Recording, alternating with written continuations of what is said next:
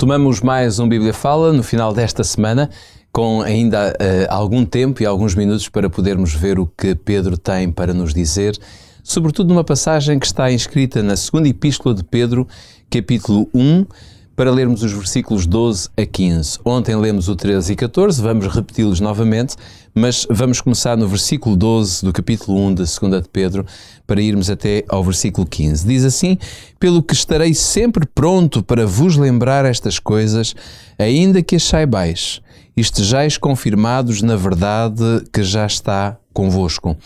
E tenho por justo, enquanto ainda estou neste tabernáculo, despertar-vos com admoestações, sabendo que brevemente hei de deixar este meu tabernáculo, assim como nosso Senhor Jesus Cristo já me revelou.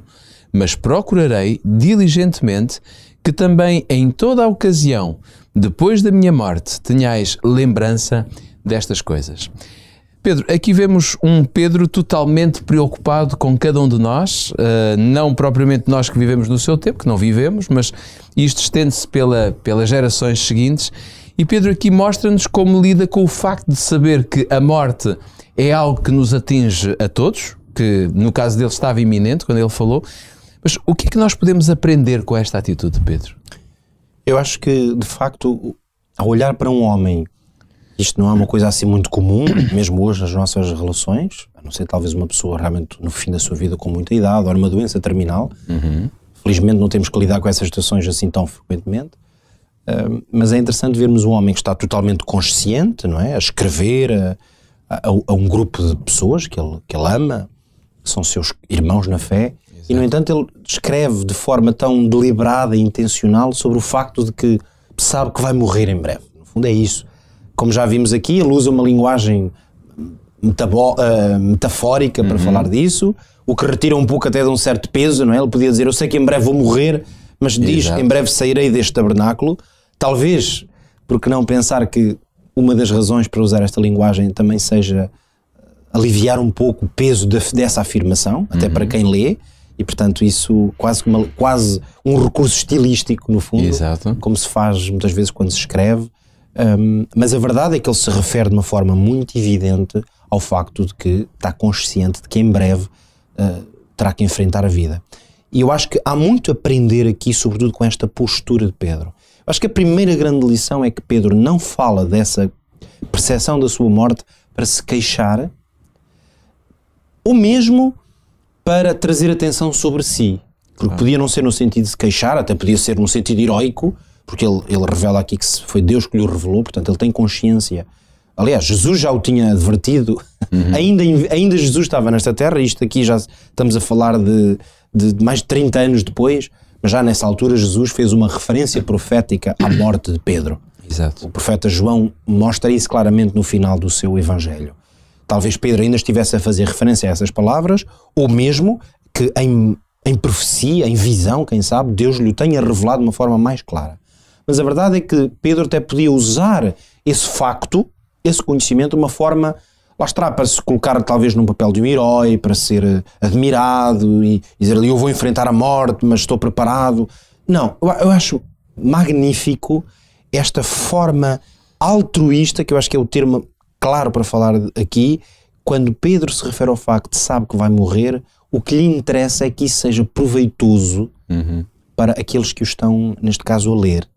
Ou ouvir, se estivessem a ouvir alguém a ler a carta. Eu relembro que ele diz aqui, depois de afirmar que sabe que em breve há de morrer, ele diz, procurarei diligentemente em toda a ocasião fazer tudo para quê? Para que depois da minha morte tenhais lembrança destas coisas que eu vos disse. Ou seja, a preocupação de Pedro neste momento é dizer ao máximo, transmitir o máximo de mensagem possível para que quando ele então descansar no pó da terra, ele tenha a certeza de que aquelas pessoas hão de lembrar-se destes ensinamentos. E essa preocupação de Pedro é lógica porque, de alguma maneira, nós somos pessoas que até podemos ter conhecimento. E estava-me aqui a lembrar, por exemplo, todos nós sabemos mais ou menos a história de Portugal. Mas nós não a estudamos todos os dias, nós não a relembramos todos os dias. Se calhar quando vamos à história de Portugal já nos falta alguns elementos, as datas já não as precisamos, não é? porque quase que estudámos durante um período de tempo e depois colocámos de lado essa matéria, é do nosso conhecimento geral, mas não aprofundado. E é curioso que Pedro vai dizer aqui: estarei sempre pronto para vos lembrar estas coisas, mesmo que as saibais, ou seja, a necessidade da repetição e até, como tu dizias há pouco, mesmo depois da minha morte, que haja lembrança constante disso, ou seja, que isto seja sempre uma prioridade na vossa vida. Por isso, podíamos dizer que a preocupação de Pedro é pastoral. Por isso é que estas cartas, em certo sentido, são pastorais. É um pastor, portanto, alguém que cuida deste rebanho simbólico e está tão preocupado, sabe que há coisas tão importantes que não quer que elas sejam esquecidas. Quer reforçá-las, quer relembrá-las, quer torná-las a trazer para o centro da preocupação. E é maravilhoso ver um homem que não está realmente, não aparenta estar nada preocupado com o facto dele morrer. Ele está preocupado é se aqueles que vão ficar cá, que ele ama, que ele cuida, por isso é que há um cuidado muito pastoral, é se esses têm a mensagem no coração, se estarão capacitados para se lembrar de coisas tão maravilhosas. Claro que ele depois de morrer já não vai poder dizer, não vai poder reforçar. Mas é curioso que talvez pudéssemos dizer aqui que todos nós estamos doentes, não é? Mas para ficarmos bons ou para termos vida, precisamos tomar sempre este medicamento, ou seja, a nossa dependência de vida e vida em abundância até chegarmos à vida eterna depende muito do uso, da prática, da utilização daquilo que Pedro deixou e todos os outros apóstolos. Exatamente, é garantir que o conhecimento que nós obtemos de Deus, da sua palavra, de como deve ser a vida de um cristão, não é uma coisa que está guardada numa parte teórica da nossa vida. Estas coisas têm que ser aplicadas e experimentadas. É a única maneira, aliás, de não esquecer, seja o que for. De facto, tu davas o exemplo dos conhecimentos de história, por exemplo, e tantas outras dimensões da vida e do conhecimento que nós não nos lembramos. Porquê? Porque não as praticamos, porque não as usamos. Exatamente. Se fossem relevantes para nós, o suficiente para nós diariamente as usarmos, nos referirmos a elas, nós não nos esquecemos. Claro.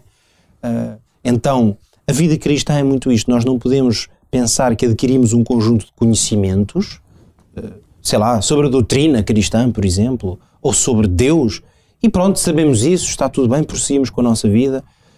A vida cristã, na sua essência, não é isso. É uma coisa que se vive, que se pratica, que se experimenta. E eu termino esta reflexão, e esta semana também, do Bíblia Fala, com esta ideia. Nós estamos aqui temos a oportunidade de testemunhar, através da carta, como é que um homem como Pedro está a enfrentar a morte. E há uma coisa que eu acho que é uma lição que Pedro nos dá, é que no fundo, talvez numa frase, eu diria assim: uma pessoa enfrenta a morte tal como viveu.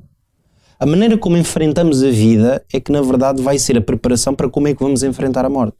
Claro. Se nós vivemos uma vida de temor, de medo, é evidente que diante da morte não vamos de repente estar confiantes. Claro. É lógico que se nós vivemos uma vida, por exemplo, de fé e de confiança em Deus e nos planos de Deus, se manifestarmos isso ao longo da nossa vida, quando passamos por crises familiares, financeiras ou outras, mas tivemos fé em Deus e confiamos nele, quando tivermos que atravessar momentos que, se calhar, vamos perceber que é o final da nossa vida, não vai ser diferente. Claro. Precisamente porque esse momento final será, no fundo, um resultado daquilo que nós vivemos.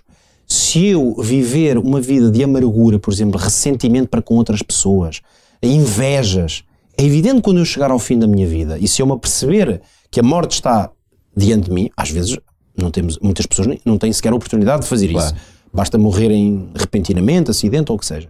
Mas a pessoa que envelhece, chega ao final da sua vida, começa-se a perceber que está a caminhar para o final da sua vida.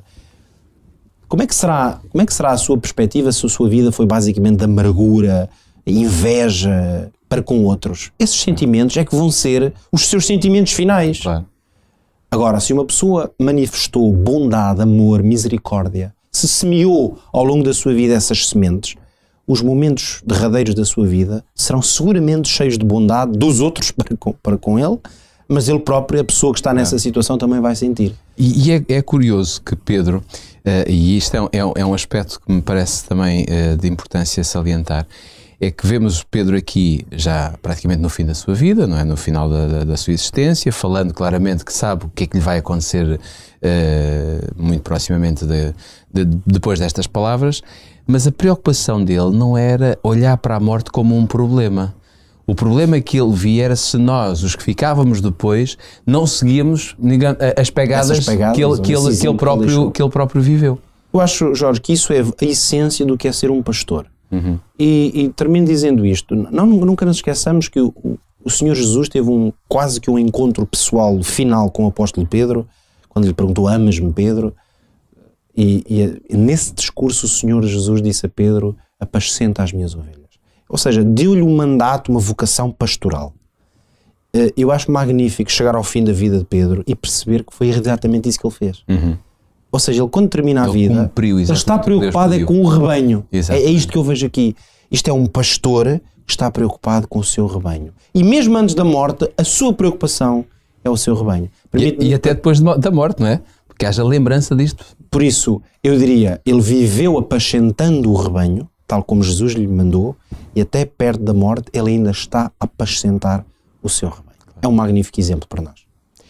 Fica aqui este magnífico exemplo, como o Pedro terminou as suas palavras, um exemplo de Pedro, um exemplo daquilo que todos nós podemos ser, apesar de falarmos aqui de um exercício que é o exercício do pastorado, de liderar um grupo de pessoas ou uma igreja, e estamos a falar de alguém específico, mas qualquer pessoa na igreja pode exercer ou pode exercitar estas qualidades, estas virtudes na sua vida para poder também preocupar-se com os outros que estão à sua volta, seja a sua família, seja os seus entes queridos mais próximos ou mais afastados, os seus amigos, enfim, qualquer pessoa que esteja à nossa volta pode ser para nós a pessoa mais importante a quem nós queiramos deixar sempre a mensagem de certeza em Cristo Jesus.